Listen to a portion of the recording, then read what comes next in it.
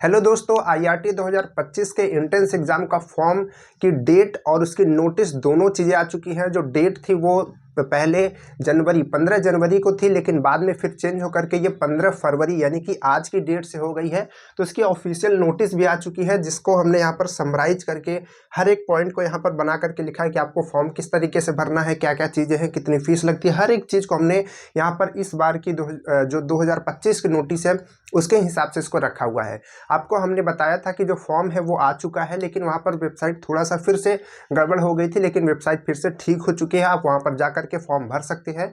तो बिल्कुल जिनको भरना है फॉर्म, बिल्कुल भी देरी मत कीजिए।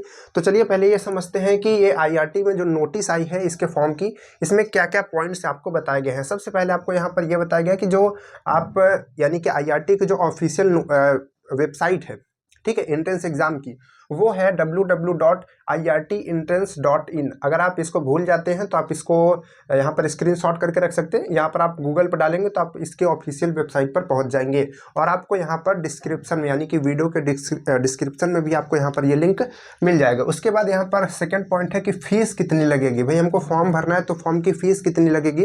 तो यहाँ पर फॉर्म की जो फीस है वो 1350 होती है, यानी कि 1350 रुपये होती है। चाहे वो किसी भी कैटेगरी के बच्चे हों, चाहे वो OBC हो या फिर जनरल हो या फिर SC ST, किसी भी कैटेगरी से अगर आप हैं तो आपकी जो फीस है वो उतनी ही लगेगी। और ये जो फीस होती है ये ऑनलाइन जमा होती है, ऑनलाइन आप पे करते हैं। और यहाँ पर ये लिखा हुआ है कि नॉट रिफंडेबल होती है, यानी कि अगर आपने एक बार वेबसाइट पे फीस को जमा कर दिया, फिर आपने मन बनाया कि हमको फॉर्म तो भरना नहीं है, तो फिर यहाँ पर आपकी वो जो फीस है वो चली गई, फिर वो रिफंड नहीं होगी। ठीक, आपने मतलब कि ये सब कुछ बता कर रखा हुआ कि ऐसा नहीं कि आप वो कर दिए फिर बाद में आप कंप्लेन करने लगे कि नहीं हमारी फीस नहीं वापस कर रहे हैं। और यहाँ पर यह है कि रसीद ज़रूर रखें, यानी कि जो आप ऑनलाइन पे करते हैं उसकी रसीद आएगी तो आप उसको रखें, ठीक है, क्योंकि हो सकता है ये आपको कहीं काम दे या फिर वेबसाइट पर उसको अपलोड करना हो तो वहाँ पर काम आएगी।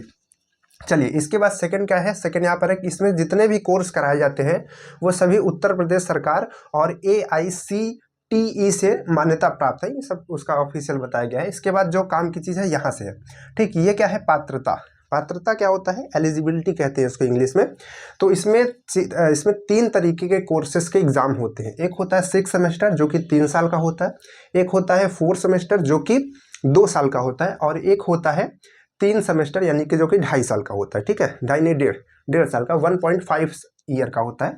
तो ये होता है 1.5 साल का।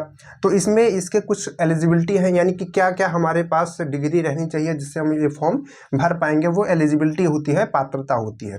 तो यहाँ पर देखिए, अगर आपको 6 सेमेस्टर का भरना है जो कि ज़्यादातर बच्चे भरते हैं वही वाला, तो इसमें आपको 10th पास होना चाहिए, यानी कि मिनिमम बता रहे हैं। और आपकी एज जो है वो 14 साल होनी चाहिए। 14 साल यानी कि जिस दिन से फॉर्म का ये डेट है वहाँ से आपको ऐड करना है, तो वहाँ से आप 14 साल से ज़्यादा होने चाहिए।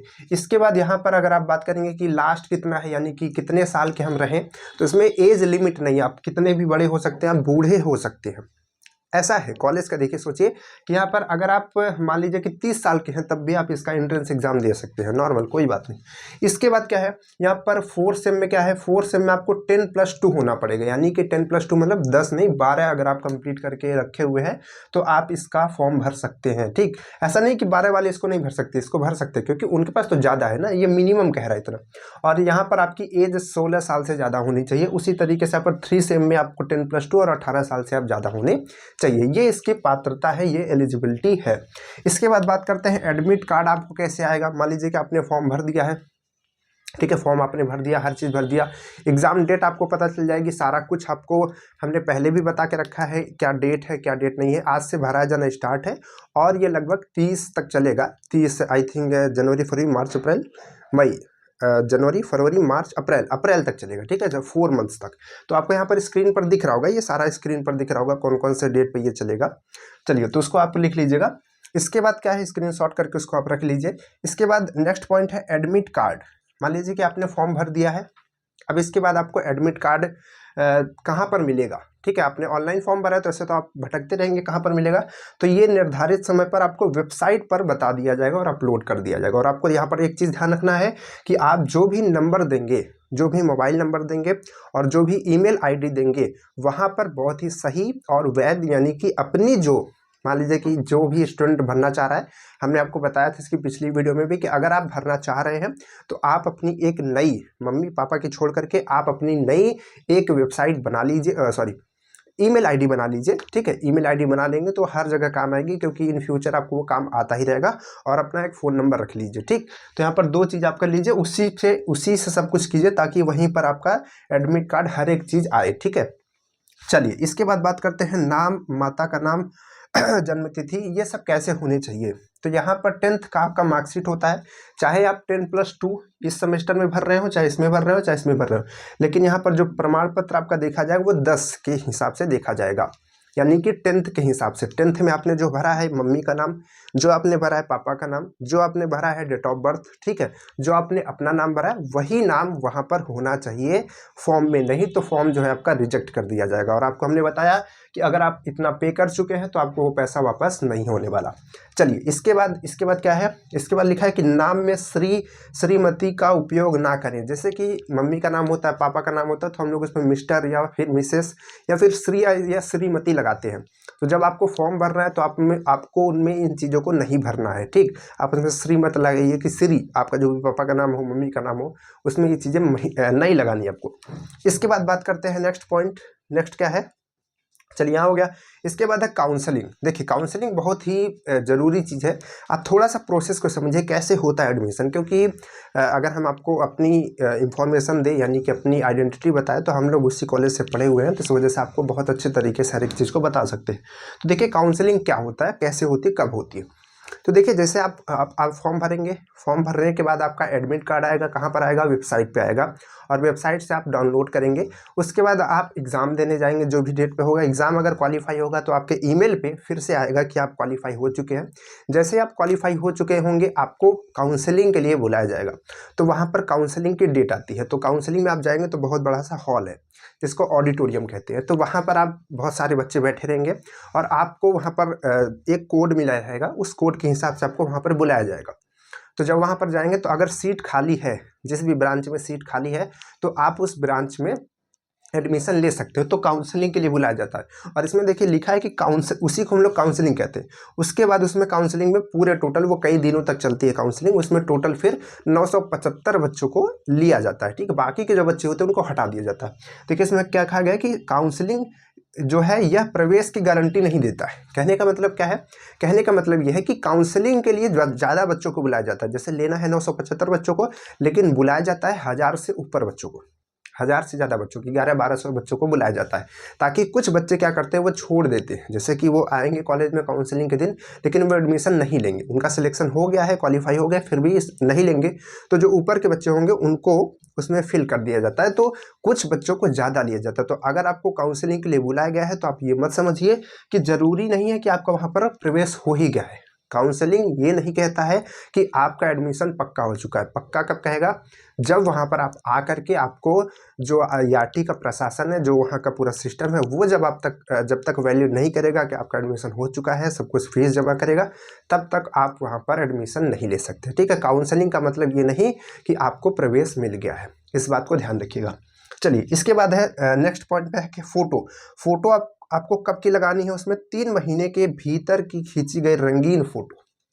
यानी कि आपको जो फ़ोटो चाहिए वो कब की चाहिए, 3 महीने पहले। यानी कि जैसे आज हमको फॉर्म भरना है, या फिर जब भी हम फॉर्म भर रहे हैं 10 दिन बाद भर रहे हैं, तो उस दिन से लगभग हमारा 3 महीने तक के पहले का फ़ोटो रहना चाहिए। ऐसा नहीं कि बहुत पुराना फ़ोटो हमने घर पे रखा हुआ है वही लगा दिए, ऐसा नहीं करना है। ठीक, चलिए इसमें ये फ़ोटो चाहिए। उसके बाद आपके हस्ताक्षर चाहिए, अंगूठे के निशान चाहिए, सब आपको तुरंत का रखना है। जो आपने बना करके रखा हुआ है सब कुछ वही चाहिए। ठीक, और आप जो यहाँ पर हस्ताक्षर बना लेंगे, जो भी आप अपना सिग्नेचर बना लेंगे, हमेशा वही करना है, हर जगह वही करना है। तो आप ढंग से सही से आप अपना हस्ताक्षर और अंगूठे का निशान तो सेम वही रहेगा, उसमें कोई प्रॉब्लम नहीं है। इसके बाद बात करते हैं नेक्स्ट पॉइंट, किसमें लिखा, प्रवेश का अंतिम निर्णय IRT प्रशासन का होगा। हमने आपको बताया कि ज़रूरी नहीं कि आप काउंसलिंग के लिए बुला लिए गए हों, आपका सब कुछ है, ठीक है, डॉक्यूमेंटेशन है और आपके पास फीस है, हर चीज़ है, लेकिन वहाँ पर ये जो IRT का प्रशासन है, जो वहाँ पर पूरा सिस्टम उस दिन रहेगा काउंसलिंग के दिन, वो आपको फिक्स करेगा कि आपका जितने भी नाम सही है, डेट ऑफ बर्थ सही है, हर एक चीज़ क्या क्या है वो देख करके बताएगा, अंतिम निर्णय उसी का होगा। वहाँ पर आपको ज़बरदस्ती नहीं कर सकते, जो उसका निर्णय होगा वही कहेगा प्रवेश आपको मिलेगा या फिर नहीं मिलेगा। लेकिन अगर कोई विवाद होता है, चाहे वो क्वेश्चंस को लेकर के हो, चाहे वो एडमिशन को लेकर के हो, या फिर किसी भी चीज़ को लेकर के हो, तो वो विवाद आपका इलाहाबाद हाई कोर्ट में सुना जाएगा। वहाँ पर आपको उन चीज़ों के बारे में समझना पड़ेगा। इलाहाबाद हाई कोर्ट, ठीक, इलाहाबाद हाई कोर्ट तो आप जानते हैं इलाहाबाद में ही कॉलेज भी है, इलाहाबाद में हाई कोर्ट भी है, ठीक। तो इस तरीके से हमने आपको हर एक जानकारी इसके बारे में बता दी, ठीक है। इसका जो IRT का 2025 की नोटिस आई, उसमें इतनी बातें, मोटी मोटी इतनी बातें, हर एक चीज़ बताई गई है, ठीक है। आपको क्या क्या करना है, क्या नहीं करना है। तो आई होप आप समझ पाए होंगे। फोटो कैसे लगाना है, नाम में श्रीमती श्री लगाना है कि नहीं, माता पिता का नाम कहाँ से होना चाहिए, एडमिट कार्ड आपको कब मिलेगा, 6 सेमेस्टर कौन कौन से बच्चे भर सकते हैं। और आपको यहाँ पर बता दें, यहाँ पर एक कन्फ्यूजन होता है कि मैथ्स वाले बच्चे भर सकते हैं या फिर साइंस वाले, मतलब मैथ्स के बच्चे भर सकते हैं या फिर जो बायो लेते हैं, ठीक। तो यहाँ पर आप देखिए, ये क्या है, यहाँ पर ये 6 सेम और 10th का।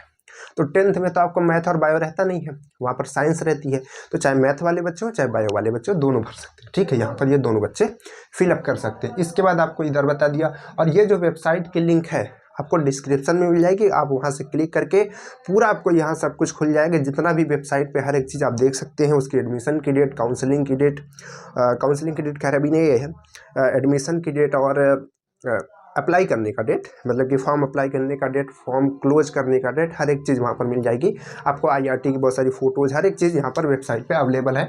आप वहाँ पर विजिट कर सकते हैं, उसको देख सकते हैं, ठीक। फीस हमने बता दी, हर एक चीज़ बता दी। तो अगर आप IRT के एंट्रेंस एग्जाम का फॉर्म भरना चाहते हैं तो किसी कैफ़े में जाइए। हम आपसे कहेंगे कि आप किसी कैफ़े में जाइए, आप ये खुद से करने की कोशिश मत कीजिए। आप किसी कैफ़े में जाइए, वहाँ पर सारे डॉक्यूमेंट्स अपने जो 10th के लेवल के हैं सभी, यानी कि आधार कार्ड लेकर के जाइए, और अपना जो 10th का मार्कशीट है वो लेकर के जाइए, और फोटोज़ लेकर के जाइए, सिग्नेचर हो गए, मम्मी पापा के जो आइडेंटिटीज़ है, जहाँ पर आप नाम सही से देख करके सारी चीज़ों को फिल कर सके, इन सारी चीज़ों को लेकर के जाइए। आप वहाँ पर फॉर्म भराइए, ज़्यादा सारे डॉक्यूमेंट्स नहीं लगते हैं, बस ये छोटी छोटी चीज़ें लगती हैं। और बाकी के जो डॉक्यूमेंट्स हैं वो बाद में काउंसलिंग के टाइम पे बहुत सारे डॉक्यूमेंट्स लगते हैं। तो वो सारी जो जितनी जानकारी है हम आपको बताएंगे। तो उसके लिए आपको कैसे पता चलेगा कि हम जानकारी बता रहे हैं, क्या करना क्या नहीं करना, तो उसके लिए आपको चैनल को सब्सक्राइब करके रखना होगा, और साथ ही साथ बेल आइकन को ऑन करके रखना होगा, ताकि हम आपको जब वीडियोज़ बनाएं तो आपको पता चले और उसको देख करके आप जानकारी ले पाएँ, ठीक है। तो चलिए फिर मिलते हैं आपसे नेक्स्ट वीडियो में। वीडियो अच्छी लगी हो तो उसको लाइक कीजिएगा और अपने दोस्तों के पास भेज दीजिएगा जिसको इसके बारे में जानना है या फिर इसका फॉर्म भरना है। चलिए फिर मिलते हैं आपसे नेक्स्ट वीडियो में। और नेक्स्ट वीडियो में मिलने से पहले आपको बता दें कि हम IRT एंट्रेंस के जो वीडियोज़ हैं, यानी कि जो IRT एंट्रेंस की तैयारी बच्चे करना चाह रहे हैं, उसके वीडियोज़ जो है, यानी कि किस तरीके से तैयारी करते हैं, मैथ्स की क्लासेस में क्या क्या क्वेश्चन पूछ जाते हैं, हर एक चीज़ की वीडियोज़ बना रहे हैं। कैसे पढ़ना है, आपको क्या क्या क्वेश्चन आते हैं, हर एक चीज़। तो आप वहाँ से बैच भी ज्वाइन कर सकते हैं और उसको भी पढ़ सकते हैं। चलिए फिर मिलते हैं आपसे नेक्स्ट वीडियो में, तब तक के लिए बाय बाय।